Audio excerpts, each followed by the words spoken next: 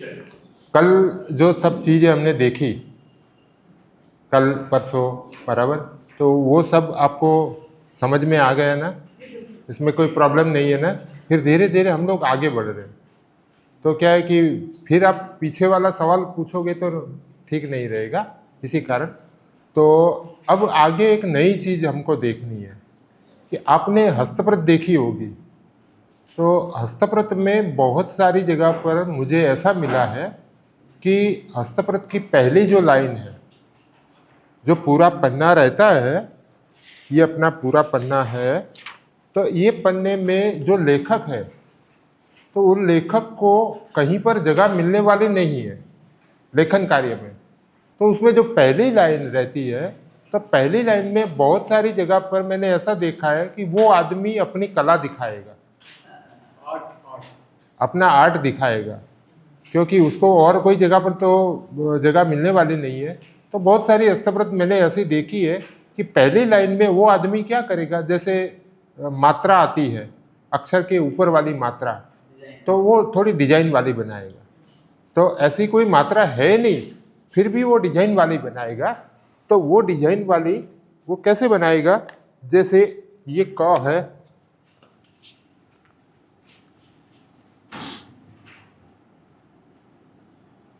और मानो कि ऊपर मात्रा करता होगा, तो वो मात्रा कभी कभी ऐसी लंबी लंबी डिजाइन वाली बनाएगा, या तो त्रुटक,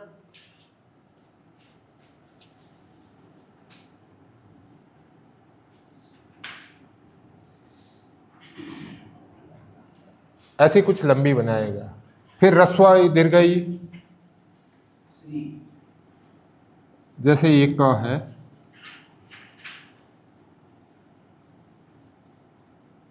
ऐसे कुछ डिजाइन वाली वो बनाएगा। तो बहुत सारी हस्तप्रतों में ऐसी थोड़ी फैंसी आपको दिखेगी। ये सब हस्तप्रत में मिले ऐसा नहीं है, लेकिन कोई कोई हस्तप्रत आपको ऐसी भी फैंसी मिलेगी।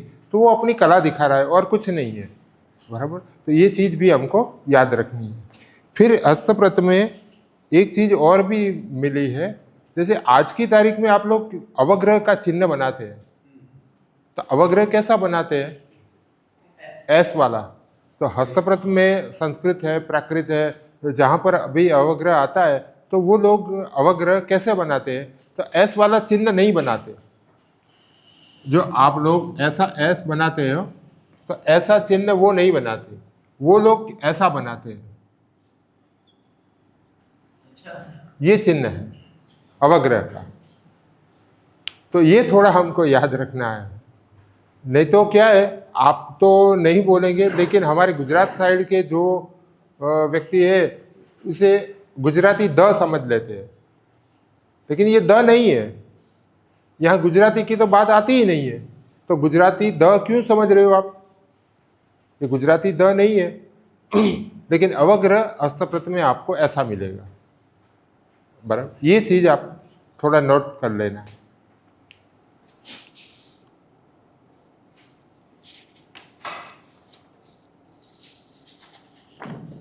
फिर एक दूसरी स्पेशलिटी है हस्तप्रत की, कि हस्तप्रत में कोई भी लिखावट स्पेस देते नहीं है वो लोग, सब इकट्ठा इकट्ठा सब, कोई बीच में स्पेस थोड़ी भी नहीं रहती है।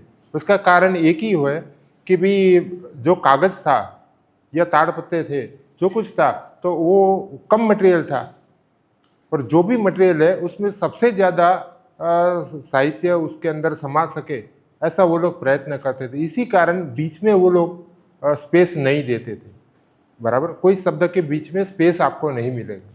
और दूसरी बात कि वो लोग आज की तारीख में, हम लोग जोड़ाक्षर कैसे करते हैं, आगे पीछे करते हैं। जोड़ाक्षर संयुक्ताक्षर है, तो वो हम लोग आज कैसे करते हैं, आगे पीछे करते हैं ना। जैसे दो क है, तो पहला क आधा आगे, फिर दूसरा क। ये आपका पहला क और दूसरा क इसके पीछे। हम लोग दो क ऐसे करते हैं, लेकिन हस्तप्रतों में ये स्टाइल आपको कहीं पर नहीं मिलेगी। आगे पीछे वाली जोड़नी आपको ऊपर नीचे वाली ही मिलेगी। तो ये थोड़ा हमको ध्यान में रखना है कि ऊपर नीचे ही मिलेगा। तो ऊपर एक क होगा और दूसरा क नीचे होगा, तो उसी कारण बहुत सारे अक्षर को आप पहचान सकेंगे कि भाई ये कौन सा अक्षर है। लेकिन बहुत सारे अक्षर ऐसे भी है जो गड़बड़ कर सकते हैं, वो हम लोग आगे देखेंगे जोड़ाक्षरों में कि कौन से अक्षर ऐसे हैं जो गड़बड़ कर रहे हैं, बराबर। तो ये चीज़ भी हमको याद रखना है कि ऊपर नीचे वाली ही जोड़नी आएगी, आगे पीछे वाली नहीं आएगी। कौन सा? ये क ऊपर नीचे भी लिख के दिखाऊं?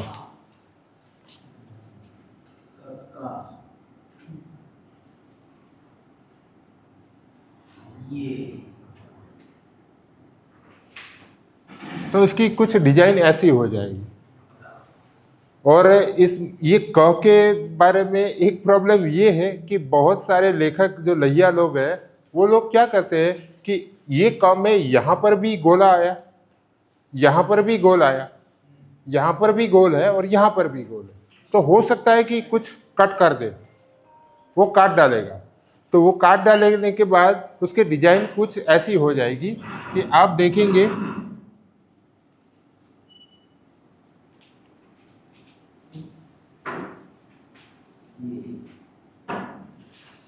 ऐसा भी हो सकता है। ये भी 2 क है, एक गोला काट डाला। अब इसमें गड़बड़ क्या होगी वो आप देख लो। हाँ हाँ, क और व का भी भ्रम होगा, बराबर। और दूसरा और कौन सा भ्रम होगा?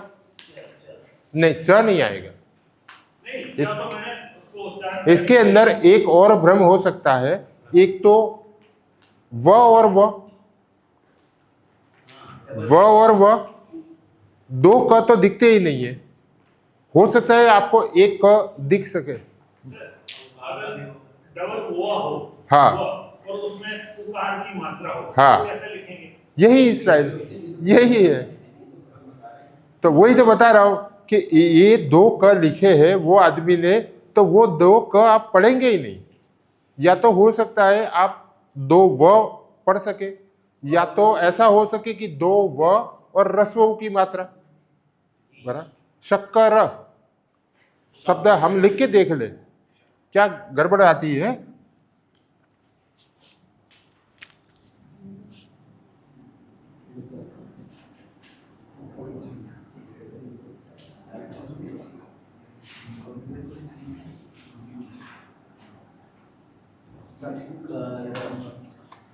ये हमने लिखा शक्कर, नहीं, फिर भी नहीं समझ पाओ। हाँ, ये क 3 प्रकार के क है, एक डिजाइन नहीं है क की, वो तीनों हम देखेंगे पीछे। लेकिन यहां गड़बड़ क्या होगी, ये स तो क्लियर है, र भी क्लियर है, बीच वाला अक्षर कौन सा है वो आप कैसे पकड़ोगे? तो पहला प्रयत्न आप ऐसा करेंगे कि आगे पीछे वाले अक्षर का सहारा लेके आप उच्चारण करेंगे कि भाई ये क्या है। तो हो सकता है कि शक्कर शब्द बैठ भी जाए, और न बैठे तो आप क्या करेंगे, शब्बूर, शब्बूर, 2 व, एक व और दूसरा व, और पीछे रस्व की मात्रा शब्बूर। हो सकता है सब्बूर भी ऐसे लिखा जाता है। लेकिन एक चीज आपको ध्यान में नहीं आई और याद भी नहीं रही, शिरोरेखा नहीं आई। जो सब्बूर होगा तो ये शिरोरेखा आदि होगी, तो ये सब्बूर है, और पूरी होगी तो शक्कर है।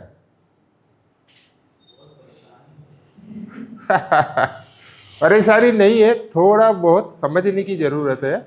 आप थोड़ा समझ लेंगे ना तो ये सब आसान है हमारे लिए, कोई बड़ी बात नहीं है, बराबर। तो ऊपर नीचे वाली जोड़नी जो है ये लोग ऐसे करते हैं। हम लोग क्या करेंगे आजकल में, सब ये अक्षर यहाँ लिख के देखेंगे कि कहाँ कहाँ क्या प्रॉब्लम होता है, बराबर। फिर आप अपने आप ही उसको सॉल्व करेंगे।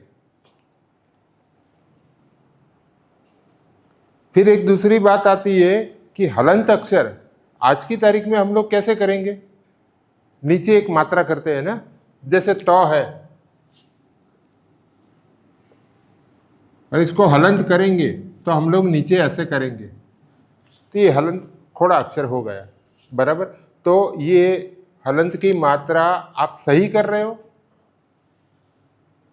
नहीं कर रहे हो, क्योंकि प्राचीन लिपि में और साहित्य में ऐसा कहा जाता है कि भी हलंत की जो मात्रा है वो अक्षर से थोड़ी छुट्टी होनी चाहिए, थोड़ी दूर होनी चाहिए, इसके साथ में मिली हुई नहीं होनी चाहिए। नहीं समझे? जैसे आज हम ऐसे कर रहे हैं ना, तो वो गलत है, बराबर। सही तरीका ये है कि इससे थोड़ा दूर होना चाहिए, इसके साथ जुड़ी हुई नहीं होनी चाहिए हलंत की मात्रा, बराबर। क्यों? क्योंकि अक्षर के साथ जुड़ी हुई सब चीज, कानव, मात्रा, ह्रस्व, दीर्घ, ये सब उसके साथ जुड़ी होनी चाहिए और ये अलग होनी चाहिए। और बहुत सारी हस्तप्रत में ऐसा मिलता है कि बहुत सारे अक्षर, कोई कोई लेखक ऐसे है कि पीछे वाला भाग ऐसे मोड़ते रहते हैं, बराबर। जैसे कि नहीं, डिजाइन नहीं, अपने लिखने का एक स्टाइल।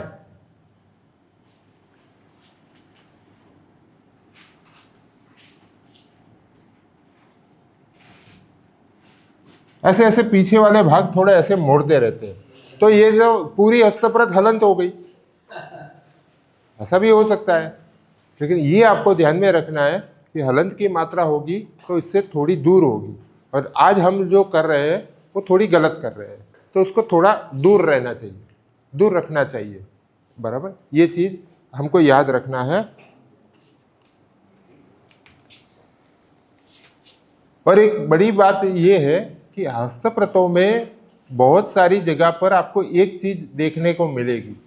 हस्तप्रत जो लिखी जाती है तो वो आपको पता होगा कि वो नेचुरल पेपर है, हैंडमेड पेपर है, कोई मशीन से बना हुआ पेपर नहीं था। पहले तो मशीन था ही नहीं, सब हाथों से बनाया हुआ पेपर था, और वो जूट का पेपर था, बराबर। जूट से बना हुआ पेपर वो लोग यूज करते थे, बराबर। तो वो पेपर में बहुत सारी जगह पर उसकी सरफेस बराबर नहीं रहती थी, उसकी कोई कोई जगह पर सही सरफेस नहीं आने के कारण वो लहिया क्या करता था, जो लेखक है वो बैठा बैठा बेचारा लिखता जाता था कि कलम में डिपिंग करके वो सब पाठ लिखता जाता था। और कोई जगह ऐसी आती थी हस्तप्रत में कि स्प्रेड हो जाता है। आज की तारीख में कोई हल्का पेपर आप ले लेंगे, बराबर, तो बहुत सारी जगह पर आप लिखेंगे तो शाही स्प्रेड हो जाती है। तो प्राचीन हस्तप्रतों में भी ऐसा होता था कि वो लैया जैसे डिपिंग करके वो क लिखे या कुछ भी पाठ लिखे तो वो स्प्रेड होने की तुरंत चालू हो जाता है स्प्रेड। तो वो क्या करेगा, वहाँ रुक जाएगा, वो अपना पाठ लिखेगा नहीं, वहाँ रुकने के बाद वो थ लिखेगा, थ लिखेगा, ये ऐसा करेगा। ऐसी कोई जगह उसको लगे कि भाई ये जगह बराबर नहीं है पेपर की, तो वो क्या यहां पर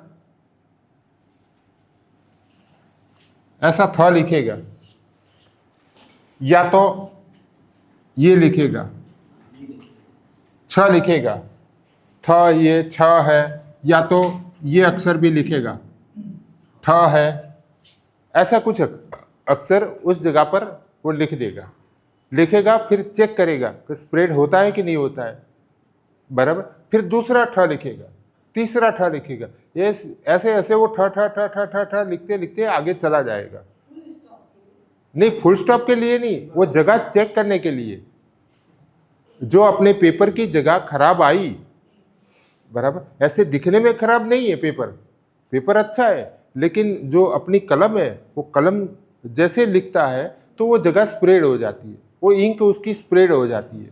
तो स्प्रेड होते ही वो क्या करेगा, पहला अक्षर ऐसा कुछ ठ लिखेगा, फिर देखता है कि ये स्प्रेड होता है, तो होता है, तो दूसरा ठ लिखेगा, फिर तीसरा ठ लिखेगा, ऐसे ठ ठ ठ ठ ठ लिख के वो आगे चला जाएगा। फिर उसको लगेगा कि नहीं अब जगह बराबर है, अब स्प्रेड नहीं होता है, फिर उसका मूल पाठ है जो ओरिजिनल पाठ लिखना है वो लिखता जाएगा। ऐसा होता है कि एक पेपर है तो इस जगह तो स्प्रेड हो रही है, हाँ, और इधर ना, हाँ होता है, वो पेपर की क्वालिटी, हाँ हैंडमेड पेपर है ना सर, हैंडमेड पेपर है, तो ऐसी बहुत सारी जगह पर होता रहता है। आज भी मैं वो पेपर आपको दिखाऊं, कोई भी जगह पर आप देखो तो पेन अच्छी चलेगी, कोई जगह पर अच्छी नहीं भी चल सकती, क्योंकि हैंडमेड पेपर वो प्रोसेस बिना प्रोसेस वाला पेपर है, मशीन का यूज नहीं किया है, तो हो सकता है कि कोई कोई जगह खराब आ जाए। तो लेकिन अब आपको प्रॉब्लम क्या होगा, ये हस्तप्रत आपके हाथ में आई, उसने तो उसका सॉल्यूशन कर दिया, लेकिन आपके हाथ में आई तो आप थोड़ा चक्कर खा जाएंगे कि ये साले सब अक्षर आए और ये ठ ठ ठ ठ ठ ठ, इसका मतलब क्या है। कभी ऐसा होता है जैसे पंक्ति को पूरा करना है और कोई नहीं तो छा छा छा छा करके 3-4 बार ना ना, ऐसा नहीं मिलता। आपने देखा है ऐसा? मेरे दिमाग में है ऐसा कि छा नहीं, दिमाग में है, लेकिन मेरे पास तो प्रूफ के साथ है। ये पूरा पूरा पंक्ति जैसे मान यहाँ आधे से ज्यादा हो गई, सही बात। थोड़ी जगह बची, हाँ। तो छा छा करके पूरा कर देंगे। हाँ, तो वो क्या अंतिम पंक्ति है ना। हाँ। मैं अंतिम पंक्ति नहीं, मैं बीच वाली बात बता रहा हूँ। बीच में लिखते लिखते उस आदमी को ऐसा लगा कि जगह खराब आई, तो वो ऐसा कोई अक्षर लिख के वो जगह चेक करेगा, अच्छी लगे, फिर अपना मूल पाठ लिख के वो आगे निकलता जाएगा। हाँ, कोई भी एक इसमें से 3 में से पसंद करेगा, ये छ है, ठ है, थ है, बराबर। फिर ये हस्तप्रत आपके हाथ में आई तो आप क्या करेंगे, आप थोड़ा टेंशन में पड़ जाएंगे कि ये बीच में ठ ठ ठ ठ ठ ये क्यों आया, इसका अर्थ क्या है। तो इसका कोई अर्थ भी नहीं है और अर्थ निकालना भी नहीं है। आप समझ लेना कि जगह चेक करने के लिए ये आदमी ने ये अक्षर लिखा है। नहीं सर, वो पंक्ति तो लगा सकते हो जो छोटी छोटी आपने कहा कि इसको नहीं पढ़ना, इसको नहीं पढ़ना, वो ना, ऐसा कुछ नहीं करेगा वो, ऐसा कुछ नहीं करेगा। ये जगह चेक करने के लिए वो फिक्स ही है। ये लोग ऐसा करते थे, क्योंकि कौन सी जगह कहाँ तक खराब है वो तो दिखती ही नहीं है, तो वो लिखने के बाद ही पता चलेगा कि इस जगह ये खराब है। तो ऐसा आपको हस्तप्रतों में मिलता है, बराबर।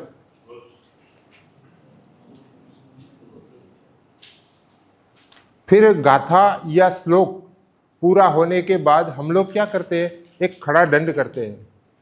जैसे कि श्लोक रहता है तो श्लोक की पहली पंक्ति, पहला और दूसरा चरण पूरा होने के बाद एक दंड करते हैं, और श्लोक पूरा खत्म हो जाए तो 2 लाइन करते हैं, फिर अंक डाल देते हैं। तो प्राचीन हस्तप्रतों में भी ऐसा होता है, बराबर। चरण पूरा होने के बाद 2 दंड होता है।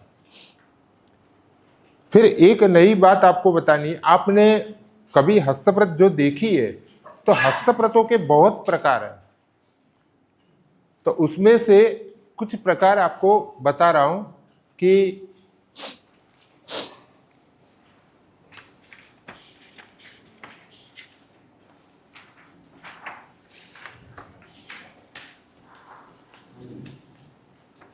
सर किस पेज पे चल रहा है, मेरे पास तो ये है। नहीं, अभी तो यही बराबर है। मैं आपको दूंगा, जब भी जरूरत पड़ेगी पेपर की मैं जेरोक्स करके आपको दे दूंगा। अभी हस्तप्रतों में एक चीज और आपको दिखने को मिलेगी, शायद आपको पता हो तो, हस्तप्रत के अलग अलग प्रकार के लेखन हैं। इसमें से एक लेखन ऐसा है सीधा लिखावट। जैसे ये हस्तप्रत आप देख रहे हो तो ये सीधा लिखावट, कोई जगह नहीं छोड़ी और पूरे का पूरा पन्ना भरा हुआ है, बराबर। 12 या 15 लाइन का वो पेपर है, बराबर। तो कोई आपको पूछे कि ये हस्तप्रत की लिखावट किस तरह की है, तो आप इसे क्या बोलेंगे। इसके भी एक प्रकार है। जैसे आज की तारीख में ये पेपर आपके हाथ में दे दिया, भाई ने जेरोक्स आपको दे दी, तो आप समझ सकेंगे कि ये 4 साइज का पेपर है। हाँ, साइज A4 साइज का पेपर है, बराबर। फिर A4 से अलग लीगल साइज आती है, फिर डेमी साइज आती है, सुपर रॉयल आती है, जंबो साइज आती है। तो जैसे ये सब साइजों के नाम है आज की तारीख में, अर्वाचीन नाम। तो ऐसे प्राचीन भी बहुत सारे नाम थे हस्तप्रत के।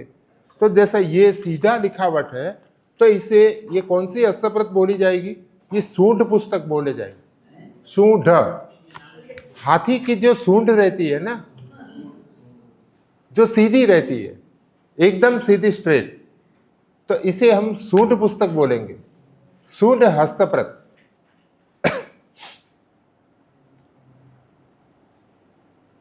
ये थोड़ा इंटरेस्टिंग है, आपको मजा रहेगा ये बात कि इसे सूंड पुस्तक बोलते हैं। आपने कहीं पर ऐसा सुना होगा या नहीं सुना होगा, तो आज जान लीजिए कि ऐसी हस्तप्रत को सूंड पुस्तक बोलते हैं। नहीं, सीधी रहती है ना, हाथी की सूंड, तो यानी कि सीधा लिखा, तो ये से सूंड पुस्तक बोलते हैं। फिर इसके बाद दूसरा आता है द्विपाठ आता है। द्विपाठ यानी कि दो पाठ। तो दो पाठ में क्या रहता है, जैसे कि ये सूंड पुस्तक है, तो सूंड पुस्तक में हमेशा मूल ही रहता है। मूल, जो ग्रंथ का मूल है, टीका सहित नहीं है, यानी कि मूल ग्रंथ है वो ही है, होता है सूंड पुस्तक में।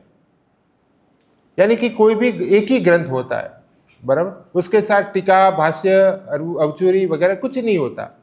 लेकिन द्विपाठ है, तो द्विपाठ में क्या होता है, वो पहले से जो पार्टी रहती है और लैया वो लिपिकार को बोल देती है कि भी आपको ये हस्तप्रत द्विपाठ में लिखना है, बराबर। तो द्विपाठ में वो क्या करेगा, जैसे उसका पन्ना तो यही है, इसी साइज का है, तो ये साइज में वो क्या करेगा, पहले ओलिये से लाइन बना देगा, अपनी जो लिखने वाली लाइन है वो बना के, फिर उसको क्या करेगा, वो देखता है कि भी 15 लाइन का ये पन्ना है, तो 15 लाइन में 4 लाइन का ऊपर राइटिंग करेगा, 4 लाइन ऊपर लिखेगा, फिर थोड़ी बीच में जगह छोड़ देगा, फिर नीचे दूसरी 4 लाइन, यानी कि 2 पार्ट हो गए, ऊपर 4-5 लाइन और नीचे 5 लाइन, और बीच में थोड़ी जगह छोड़ दी, 1 या 2 लाइन जितनी जगह, यानी कि 2 पार्ट हो गए। तो इसको हम द्विपाठ बोलेंगे, द्विपाठ पुस्तक बोलेंगे। हाँ, द्विपाठ में भी हमेशा मूल ही रहता है।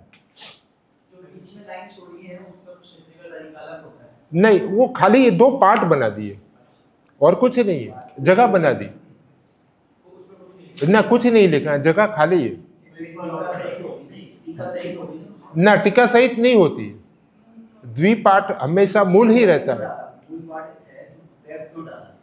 ऐसे वो एक दोनों पार्ट बना दिए।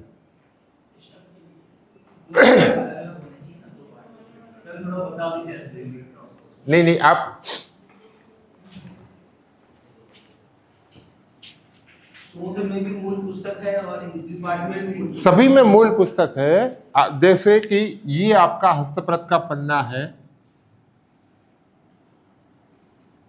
यहां पर हाशिया रहता है दोनों तरफ, यहां पर इसने 4-5 लाइन का ग्रंथ लिख दिया, फिर बीच में थोड़ी जगह छोड़ दी, फिर यहां 4-5 लाइन की, यानी कि ये 2 पार्ट बन गए, बीच वाली जगह छोड़ दी। हाँ, नहीं, ये तो दोनों जेरोक्स पन्ने अलग ही है, लेकिन ये स्टाइल है, तो इसे द्विपाठ बोलते हैं। एक प्रकार के लेखन की स्टाइल है और कुछ नहीं है।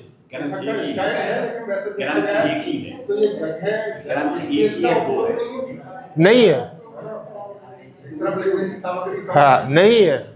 और ये लगभग 300-400 साल आजू बाजू पेपर की मात्रा ज्यादा होगी तब ये स्टाइल आई होगी, लेकिन ये इसको द्विपाठ बोलते हैं। अब इससे आगे जाएंगे थोड़ा तो त्रिपाठ आता है, इसके बाद त्रिपाठ आता है। तो त्रिपाठ में क्या होता है, जैसे सूंड पुस्तक और द्विपाठ वो हमेशा मूल ही रहता है। जैसे रघुवंश है तो रघुवंश मूल यहाँ पर ऐसे कंटिन्यू वो चलता रहता है। लेकिन जो त्रिपाठ आता है तो त्रिपाठ में हमेशा मूल और टीका दोनों साथ में चलती है। त्रिपाठ, तो त्रिपाठ में क्या होता है, बीच वाली जो जगह है वहां पर मूल रघुवंश मूल रहता है, कल्पसूत्र मूल रहता है, बराबर। और मूल हमेशा उसकी अक्षरों की साइज थोड़ी बड़ी रहती है, थोड़ा बोल्ड रहता है, और ऊपर नीचे जो है वहां पर टीका रहती है, बराबर। तो वो टीका के जो अक्षरों की साइज है वो थोड़ी एकदम छोटी रहती है, यानी कि 2 अलग पढ़ सके। छोटे बड़े होंगे, क्योंकि यहाँ पर 4 लाइन की टीका है, यहाँ पर भी 4 लाइन की टीका लिखी हुई, और बीच में हो सकता है कि 2 लाइन का ही मूल है, ये वो बोल्ड होगा।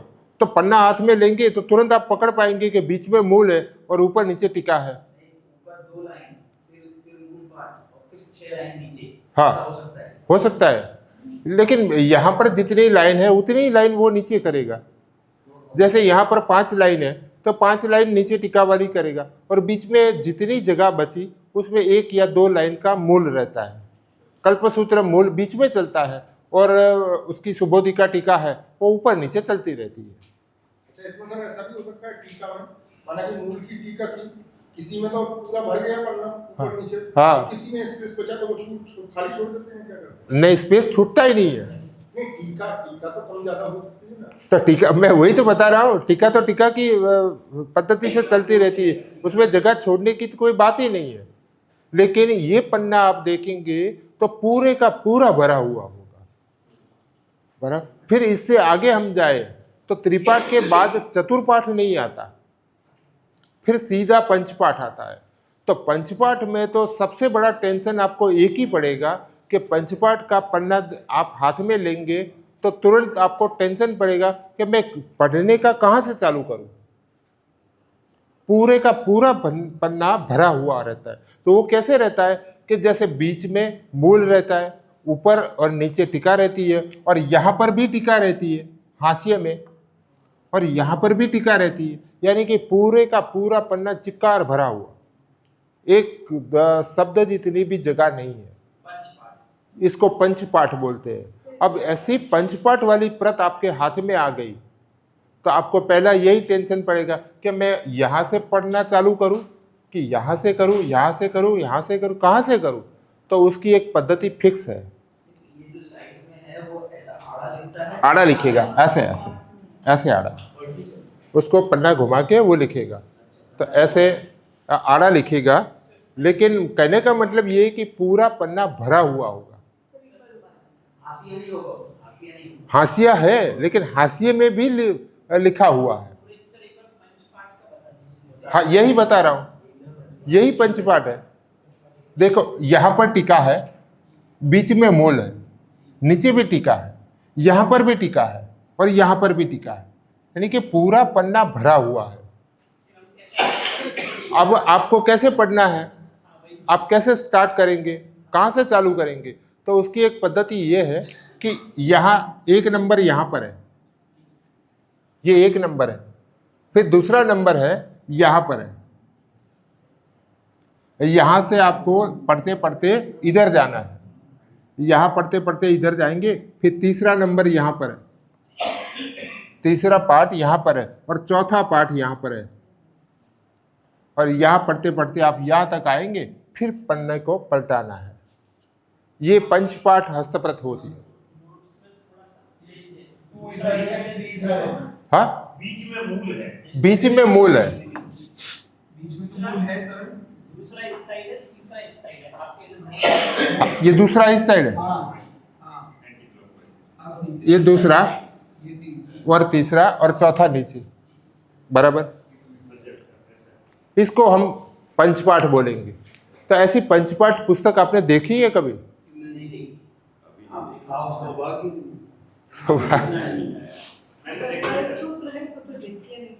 है आपके पास? हमने नहीं देखी।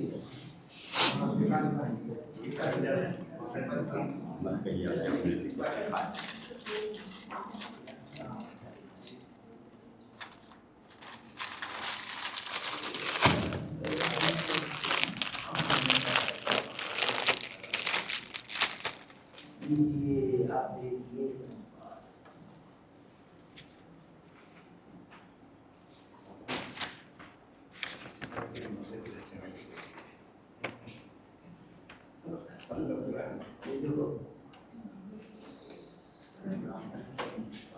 ये देखो पंचपाठ है, ये बीच में मूल है, और चारों तरफ एकदम सूक्ष्म अक्षर है। बीच में तो फूल है। हाँ, फूल नहीं है, पहले मूल देखो।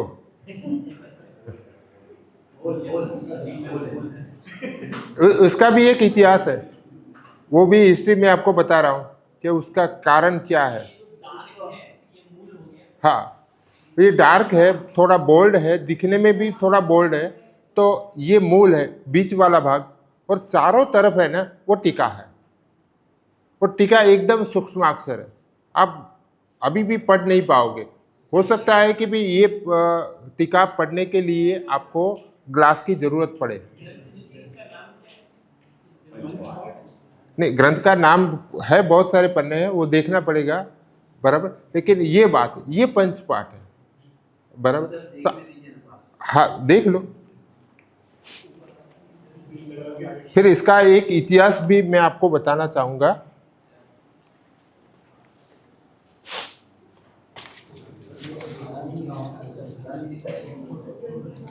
अच्छा, लेकिन सर ये पंचपाठ में फिर कहीं कोई गलती होती है तो उसको, हाँ, ये सब प्रश्न अलग है, ये भी सब प्रश्न है।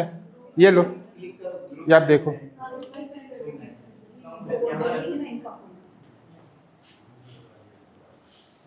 ये मैं ओरिजिनल हस्तप्रत साथ में लेके आया हूं, तो हो सकता है कि ओरिजिनल हस्तप्रत आपको कहीं टच करने को भी नहीं मिलेगी। हाँ, बहुत पुरानी है, लगभग ये 13-14वीं शताब्दी है। सर ये तो प्लास्टिक में रख के दिखाते हैं सामान। सही बात है, लेकिन अभी क्या है, सब हस्तप्रत नहीं है, समझते ही प्लास्टिक में रख करके, क्योंकि जब हम लोग प्रतिलिपि करते थे तो प्लास्टिक में रख करके उसको, हाँ तो हाथ भी गंदा हो कुछ। हाँ हाँ हाँ, डैमेज नहीं हो।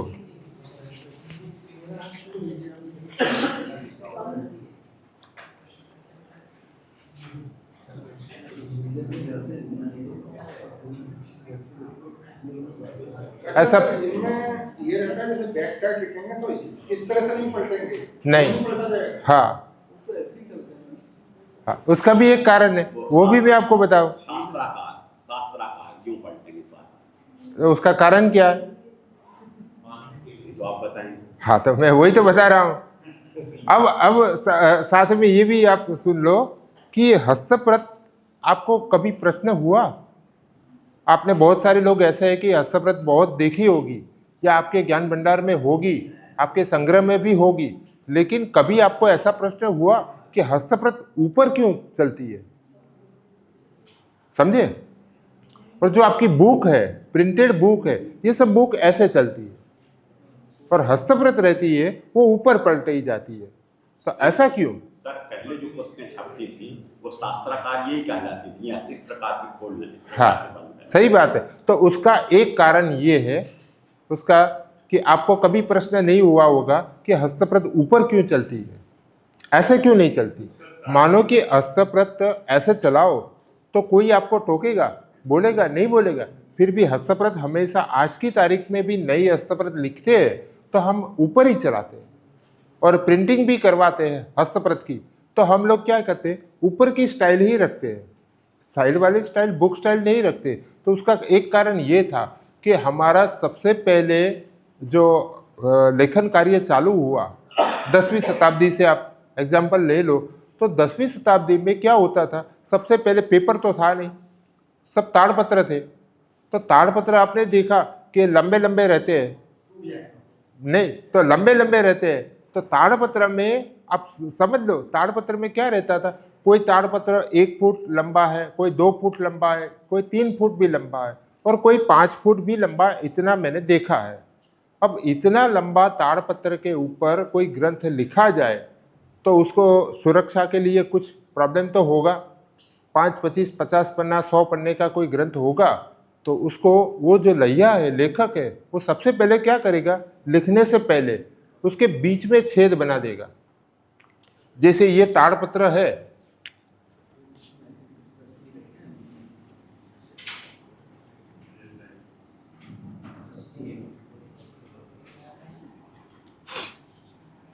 कितना लंबा, 2 फुट 5 फुट लंबा ताड़पत्र है, तो बीच में क्या करेगा, पहले छेद बना देगा। तो छेद ऐसे, यानी कि एक पार्ट यहां रखेगा, फिर यहां पर भी वो हाशिया दे देगा, यहां पर भी हाशिया दे देगा, और यहां पर वो छेद बनाएगा। पहले से ही 50 पन्ना 100 पन्ना वो रेडी रखेगा ग्रंथ लिखने के लिए, और पहले से ही यहाँ पर ऐसे डिजाइन करके हाशिया बना देता है, फिर बीच में छेद कर देता है। छेद इसलिए करता है कि अपना जो 50-100 पन्ने का ग्रंथ है वो पूरा हो जाने के बाद बीच में धागा वो लगा देगा, और पहले पन्ने से 100 पन्ने तक वो धागा बीच में से निकालेगा। जब भी वो ग्रंथ पढ़ने की जरूरत पड़े तो धागा आप उसके ऊपर जो लपेटा हुआ है वो खोल देंगे और ताड़पत्र वो पढ़ लेगा। पढ़ने के बाद वो धागा खींचेगा तो सब पन्ना इकट्ठा होके वही धागा इसके ऊपर लपेट देंगे, तो ग्रंथ सुरक्षित भी हो जाएगा और ये बीच में से कोई पन्ना निकाल भी नहीं पाएगा, बराबर, और पन्ने भी इधर उधर नहीं होंगे। तो ये इसकी सुरक्षा भी थी। अब समझ लो कि यही स्टाइल पुरानी सिस्टम चल रही थी और जब मार्केट में पेपर आया, ये समझो कि मार्केट में जब पेपर आया तो ताड़पत्र के ऊपर तो लेखन कार्य चालू ही था और पेपर बीच में आया, तो बहुत सारे लोगों ने क्या किया, पेपर के ऊपर भी थोड़ा चेकआउट किया कि भाई ये देखते हैं इसके ऊपर लिखा जाता है कि नहीं लिखा जाता है। तो अच्छा लगा तो पेपर के ऊपर भी लिखना चालू हो गया। लेकिन उन लोगों ने इतनी बुद्धि नहीं चलाई कि ताड़पत्र में कुछ प्रॉब्लम अलग थे और पेपर में कोई प्रॉब्लम है ही नहीं। और पेपर में तो क्या है कि सीट जितनी बनती थी, छोटी साइज बड़ी साइज, जितना पेपर चाहिए उतना आप कट करके भी ले सकते हो। फिर भी उन लोगों ने क्या किया, पेपर जो आया तो पेपर की भी कटिंग इसी स्टाइल में किया, यही साइज बना दिया पेपर का, ताड़पत्रे की साइज में पेपर बना दिया, बराबर। और ताड़पत्र में यहाँ पर भी हाशिया करते थे, यहाँ पर भी करते थे, यहाँ पर बीच में छेद करते थे, तो उन लोगों ने कागज में भी बीच में छेद कर दिया और छेद करने के बाद बीच में धागा लगा दिया और पूरे का पूरा 1 से 100 पन्ने तक धागा लगा दिया और वही धागा इसके ऊपर लपेट के वो लोग रख के अलमारी में रख देते थे, कागज वाला ग्रंथ। लेकिन बहुत समय के बाद कुछ ऐसा हुआ कि वो ही हस्तप्रत आप निकाल के एक बार देखी, 2 बार देखी, फिर इसको काम खत्म होते आप धागा बंद करेंगे, वही धागा लपेट के अंदर रखेंगे, तो 2 बार 5 बार 10 बार वो निकाल के बीच वाला जो छेद है वो बड़ा हो जाएगा, टूट जाएगा, किनारों टूटती जाएगी। तो टूटने से क्या होता है, आजू बाजू वाले जो अक्षर है वो खराब होते, खंडित होता जाता है। तब उसको लगा कि ये तो सारी गड़बड़ है, तो एक काम करो, वो धागा निकाल दो। धागे के कारण ये प्रॉब्लम होता है ना, फटता है ना धागा। कागज ताड़पत्र के ऊपर से जब पेपर के ऊपर हम लोग आए तभी उन लोगों ने मटेरियल बदला लेकिन लेखन स्टाइल नहीं बदली। अब जब धागे का जो प्रॉब्लम हुआ कि भाई फटता है, तो एक काम करो, धागा निकाल दो बीच में से, तो धागा निकाल दिया, लेकिन छेद तो करते ही थे। इतनी बुद्धि नहीं चलाई कि धागा नहीं है तो छेद करने की क्या जरूरत है, लेकिन वो छेद करते थे और चलता गया। और हम लोगों की स्टाइल क्या थी, एक कॉपी ऊपर के कॉपी करते थे, कॉपी ऊपर से दूसरी कॉपी करते थे, बराबर। कल्पसूत्र की कॉपी आगे पड़ी है तो उसी के ऊपर से हम नया कल्पसूत्र लिखवाएंगे और काम चलता जाएगा। तो उसी समय में ऐसा काम चालू रहा। फिर बहुत सारे लोग 12वीं शताब्दी, 13वीं शताब्दी, 14वीं शताब्दी ये परंपरा चालू ही रही। किसी को विचार नहीं आया कि छेद करने की क्या जरूरत है, धागा लगाया या नहीं है तो छेद क्यों कर रहे हो, बराबर। फिर बहुत लोगों की नजर पड़ी कि ये छेद बिना काम का है, कोई काम का नहीं है और छेद क्यों कर रहे हो, तो एक काम करो, छेद नहीं करना है। तो छेद नहीं करते थे और उसकी जगह पर इतना मटेरियल हमारा ज़्यादा इसके अंदर समाएगा, तो छेद निकाल दिया, लेकिन जगह रह गई। जगह तो रखते थे, तो जगह रह गई। तो बहुत सारी हस्तप्रतों में क्या हुआ कि जो अपनी ये हस्तप्रत है,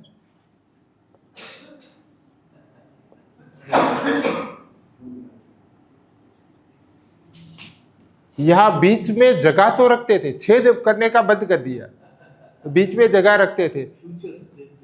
नहीं, मुझे ऐसा लगता है कि बिना सोचे समझे ये किया हुआ काम है, तो बीच में जगह रखते थे।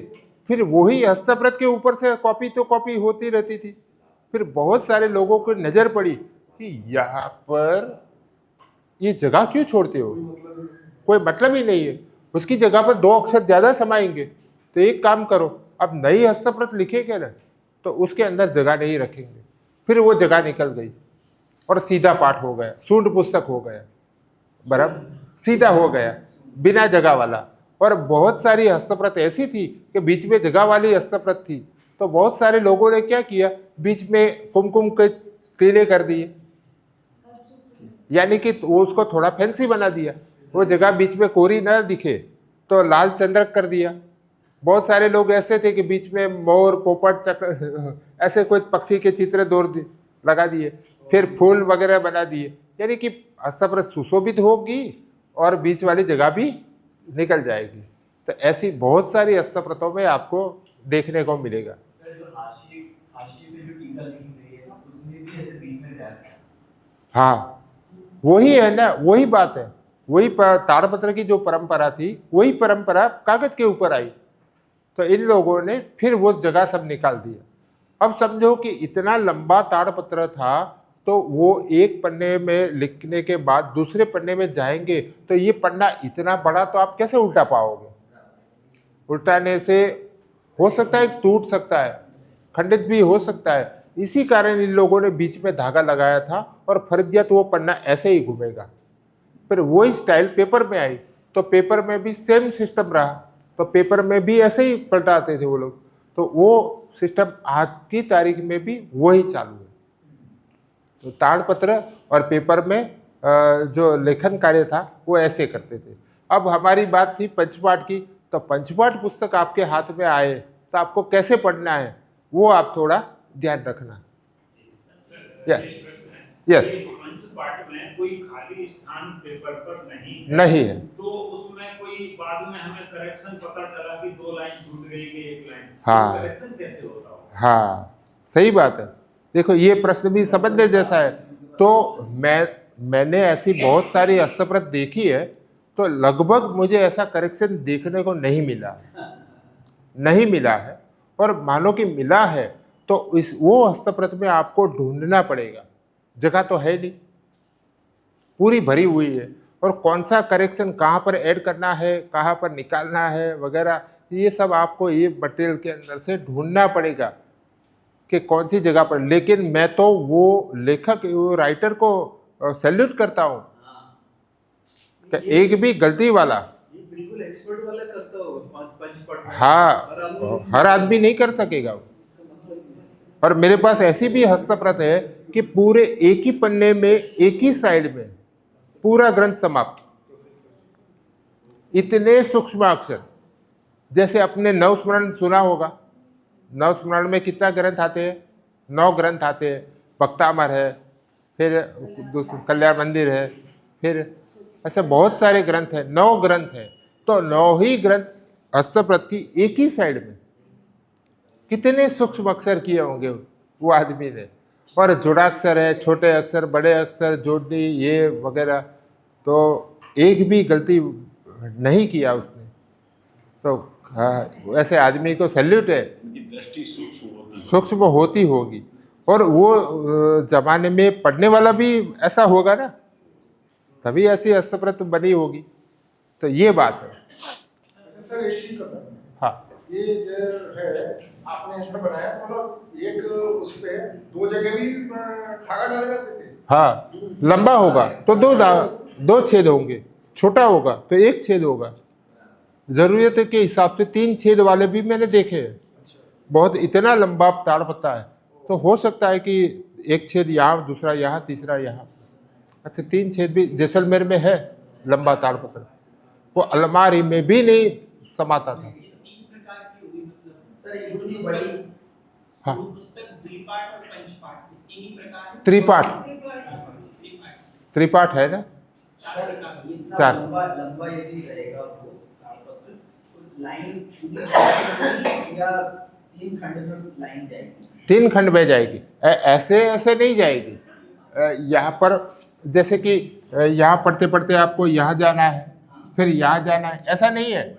यहाँ से यहाँ तक यहाँ जाएगा, ऐसा जाएगा, सीधा जाएगा, पूरे को पूरा जाएगा, वो सीधा जाएगा। 3 खंड में बांटा नहीं जाता है, सीधा जाएगा।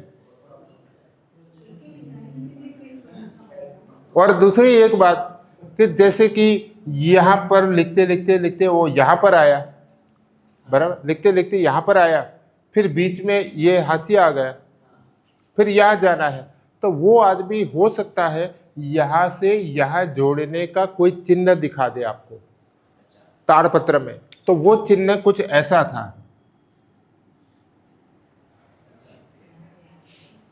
और इधर साइड में वो भी यही चिन्ह। हाँ, इधर भी वही चिन्ह ऐसा होगा, इन्वर्टेड। बराबर। इन्वर्टेड बोलो या 7 अंक बोलो कि कुछ भी बोलो, लेकिन ऐसी कुछ निशानियां यहाँ पर पड़ी होगी, ऐसी कुछ निशानियां यहाँ पर पड़ी होगी। तो ये निशानी का मतलब ये है कि यहाँ से वो यहाँ जा रहा है, नीचे नहीं जाना है आपको, समझे। जैसे कि ताड़पत्र है, ये 3 पार्ट में बांटा हुआ है, बराबर। तो 3 भाग में लिखा हुआ है, तो तीनों भाग में से आपको कैसे पढ़ना है, तो यहाँ से लेके यहाँ तक नहीं पढ़ना है। ये पहली लाइन, फिर यहाँ से पढ़ते पढ़ते आपको ऐसे जाना है, दूसरी लाइन, फिर तीसरी लाइन, 4 या 5 लाइन की जगह है, ज़्यादा तो है नहीं। तो ऐसे ही ताड़पत्र चलता रहेगा। फिर कोई आदमी ऐसा है, लगभग कल आपने ताड़पत्र की जेरोक्स देखी होगी, वो जेरोक्स में देख लेना कि कोई आदमी ऐसा भी है थोड़ा कि ऐसा चिन्ह करके यहाँ दिखा रहा है कि ये लाइन यहाँ से आपको इधर जाना है, कंटिन्यू है, ऐसा कोई चिन्ह दिखाएगा। और कोई आदमी नहीं भी दिखा सकता तो भी आपको पकड़ना है कि ये लाइन कहाँ से कहाँ जा रही है।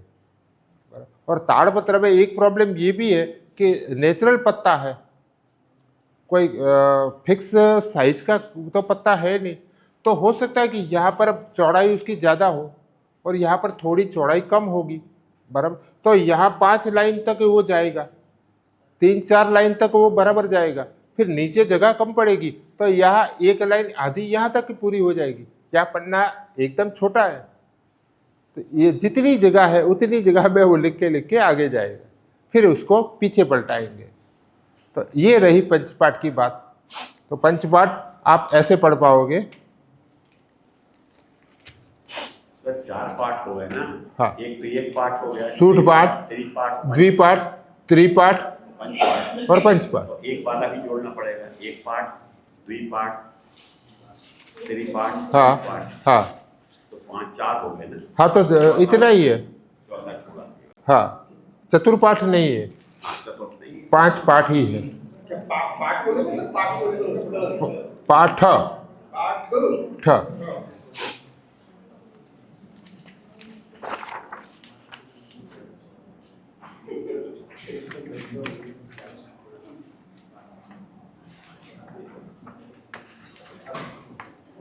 यहाँ तक समझ आ गया। अब ज़्यादा चर्चा नहीं करेंगे, थोड़ा और आगे जाते हैं। एक बात ये है कि हस्तप्रतों में जैसे इन्वर्टेड कॉमा है, पूर्ण विराम है, अल्प विराम है, ऐसा कोई चिन्ह नहीं आता है। खाली एक ही चिन्ह आता है, वो खड़े दंड जो रहता है श्लोक के पूर्णाहुति के बाद जो हम करते हैं एक दंड, और पूरा श्लोक पूरा हो जाए तो 2 लाइन करते हैं, ऐसा चिन्ह आपको मिलेगा, बराबर। और तीसरी बात ये है कि बहुत सारी हस्तप्रतों में टाइटल नहीं है। कोई भी हस्तप्रत आप हाथ में लेंगे तो आपको पता होगा कि कोई भी बुक आप हाथ में लेते हो तो सबसे पहले टाइटल रहता है कि ये कौन सी बुक है, फिर लेखक ऑथर का नाम रहता है, प्रकाशक का नाम रहता है आदि, वो सब डिटेल रहती है। लेकिन हस्तप्रतों में ऐसी कोई डिटेल आपको नहीं मिलेगी, सीधा ग्रंथ चालू, और अंत में देखेंगे तो वो पूर्णाहुति कर देगा। तो पूर्णाहुति में भी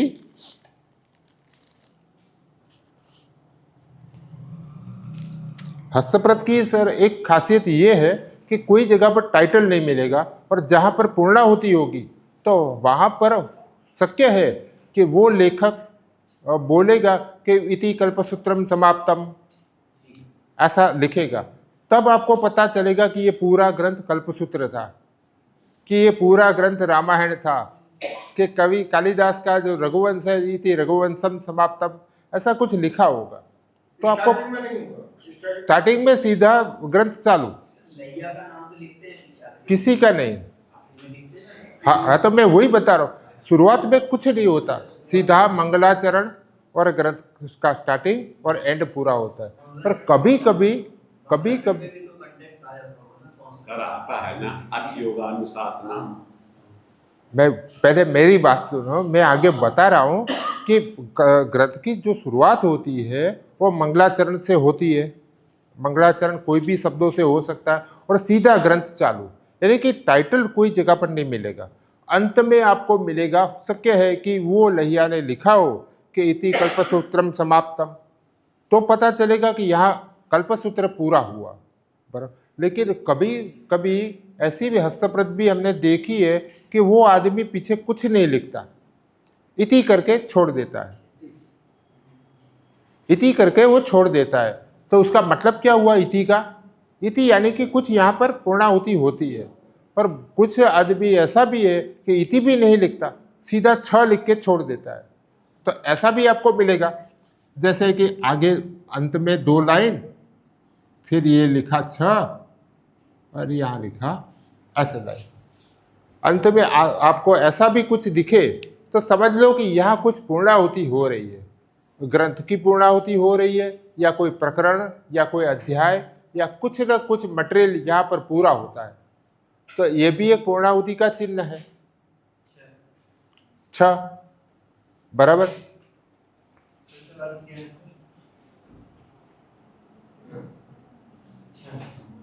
पूर्णता अंत का सूचना।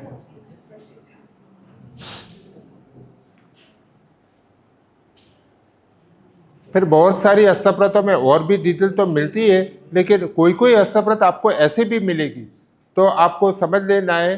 अब आपकी जवाबदारी क्या आ रही, ग्रंथ का नाम तो मिला नहीं, सीधा ये आदमी ने छ रख के छोड़ दिया, तो आप कैसे पकड़ेंगे कि कौन सा ग्रंथ है?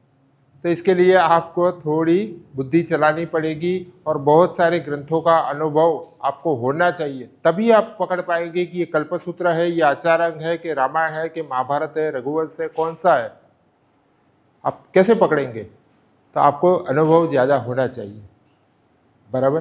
फिर एक चीज़ आगे जाते हैं कि बहुत लगभग हस्तप्रतों में मैंने बहुत सारी लाखों हस्तप्रत देखी है, तो उसके अंदर एक चीज़ आपको नया मिले गया कि हस्तप्रत का जो पहला पन्ना रहता है और पहले पन्ने में पहला अक्षर, पहली लाइन में पहला अक्षर आपको भले बिंदु आपको देखने को मिलेगा। तो भले बिंदु कैसा रहता है वो हम देख ले।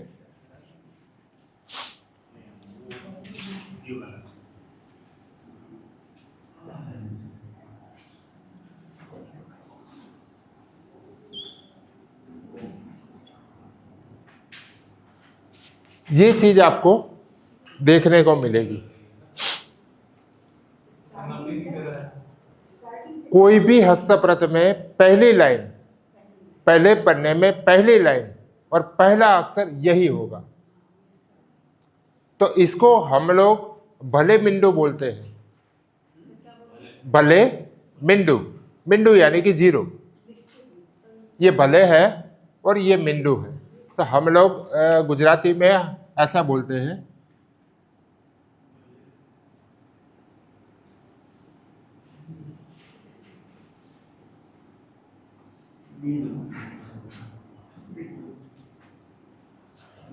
गुजराती बड़ी भी होगा, बड़ी की मतलब। हाँ, हम लोग इसको भले मिंडू बोलते हैं, ऐसा बोलते हैं, उच्चार ऐसा करते हैं कि ये भले मिंडू है।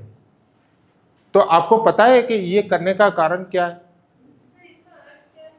हाँ, मैं वही बोल रहा हूँ कि आपको पता है कि क्या चीज है?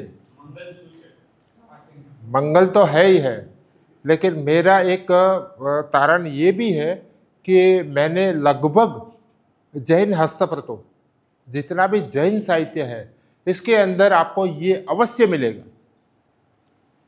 बराबर। और ये काम हमेशा जो लिखने वाला लहिया है, राइटर है, वो अवश्य करेगा। ये बिना नहीं करके वो आगे नहीं बढ़ेगा। क्यों? क्योंकि ये मंगलाचरण है, मंगल है। जैसे आज हम लोग कोई भी नए मकान में जाते हैं या नए कोई जगह पर जाते हैं, तो हम लोग क्या करते हैं? कुमकुम के 5 चाला करते हैं, तिलक लगाते हैं, दरवाजे के ऊपर स्वस्तिक बनाते हैं, ओम नमः शिवाय लिखते हैं, कुछ न कुछ लिखते हैं ना। बराबर। तो ऐसा करने के बाद ही हम लोग एंटर कर देंगे। तो मैं आपको बोलता हूं कि ये ना करे तो आपका अहित होगा, लेकिन आपकी मेंटालिटी ऐसी है कि नहीं ये तो करना ही चाहिए, मंगल तो करना ही चाहिए, या तो 3 नवकार पढ़ेंगे, 5 नवकार करेंगे। और मैं ये बोल रहा हूं कि ये ना करो तो आपका क्या होगा? सर इसको ओम पढ़ सकते हैं ना, भले ही ना, नहीं बोल ओम सकते, पढ़ सकते ओम नहीं पढ़ सकते। कौन सा अक्षर है? अच्छा, कदाचित प्रारंभ स्वस्तिक से, ओम से, श्री से नहीं होगा? नहीं होगा। पे लिखते हैं श्री गणेशाय नमः ओम। हाँ, तो मैं वही बोल रहा हूं। अब समझो कि ये चिन्ह आपको जैन साहित्य में ही मिलेगा, बराबर, अजैन साहित्य में नहीं मिलेगा। सर उस अक्षर का कौन सा अक्षर है? अक्षर नहीं है, खाली एक प्रकार का वो जो सिंबल है, एक प्रकार का चिन्ह है, और ये लगभग जैन साहित्य में ही मिलेगा। तो अजैन साहित्य वाले वो मंगलाचरण नहीं करते थे, रघुवंश में मंगलाचरण नहीं किया था, किया है। रामायण है, महाभारत है, और भास के काव्य है, वो सभी में भी मंगलाचरण तो किया होगा लैया ने। तो वो लोग क्या करते थे? तो वो लोग ये चिन्ह नहीं करते थे। तो वो लोग क्या करते थे? श्री सरस्वती माताए नमः, ओम नमः शिवाय, गणेशाय नमः, ऐसा कुछ न कुछ भगवान का नाम लिख के फिर ग्रंथ की शुरुआत करते थे। लेकिन दोनों तरफ अजैन साहित्य में वो मिलेगा और जैन साहित्य में ये मिलेगा। इसके बाद वो भले कोई भगवान गौतम स्वामी ने नमः ऐसा कुछ लिखे, या तो हो सकता है कि एम नमः ऐसा कुछ पद लिखेगा, फिर ग्रंथ की शुरुआत होगी। हम पीछे बहुत सारी हस्तप्रत देखेंगे, तब आपको पता चल जाएगा कि नहीं आपकी बात सही है। सर आपने इसको भले नीडू कैसे इसका कैसे मीनिंग क्या होगा? ये जो लिखा है इसका मीनिंग क्या निकलेगा? इसको इसका नहीं, खाली चाबी ले लो। सर ये लिखा है श्री गणाय नमः। हाँ, बराबर है। तो वो क्या हुआ? वही हुआ ना। नहीं, एक इसके पहले भी बना है कुछ चिन्ह तो है प्रारंभ। वही है, यही है, भले बिटू है, और कुछ नहीं मिलेगा। अर्थ कुछ नहीं, एक प्रकार का मंगल है। मंगल हिंदी के लिए कोई अलग शब्द नहीं मिल रहे। हाँ, और जो कुछ मिल रहा है मैं अपनी तरफ से, मैं मेरे घर से कुछ नहीं लाया हूँ। जो शास्त्र में मिलता है वही शब्द का प्रयोग मैं कर रहा हूँ। शास्त्रों में मिला कि भले बिंदु इसको बोलते हैं। ये तो भले हो गया। हाँ हाँ, बिंदु का मतलब अब जीरो।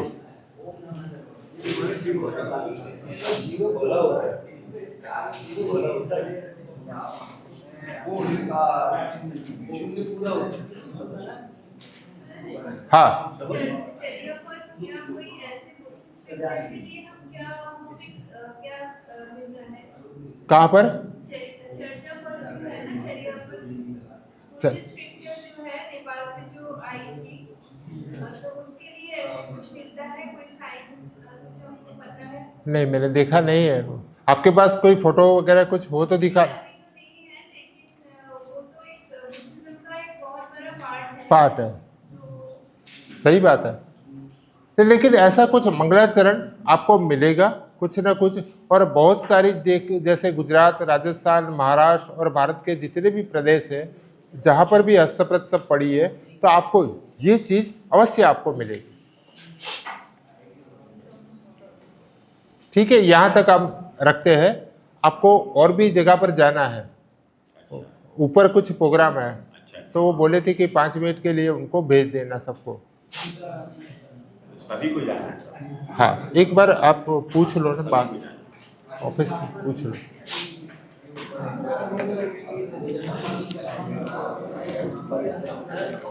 तो सही हो जाता है।